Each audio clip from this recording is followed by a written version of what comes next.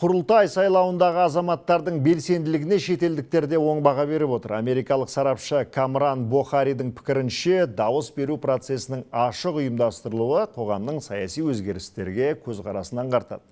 Оның айтуынша, парламент құрылымының жеңілдеуі шешім қабылдау мен заң шығару үдерісін жеделдетеді. Сондай-ақ мемлекеттік басқарудың тиімділігін арттыруға мүмкіндік береді. Бұл өз кезегінде Қазақстандағы саяси және экономикалық реформаларды одан әрі тереңдетуге жол ашуы мүмкін дейді сарапшы.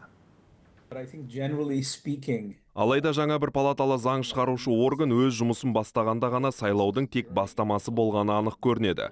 Бұл ауқымды өзгеріс. Парламент қос палаталы болған кезде шешім қабылдау үдерісі күрделірек жүреді. Ал бір палаталы жүйеде бұл үдеріс кем дегенде негізгі мақсат тұрғысынан алғанда қарапайым әрі тиімдірек болады. Саяси және экономикалық реформаларын жалғастырып келе жатқан ел үшін саяси жүйенің тиімді жұмыс істеуі және реформалардың одан әрі тереңдеуі аса маңызды.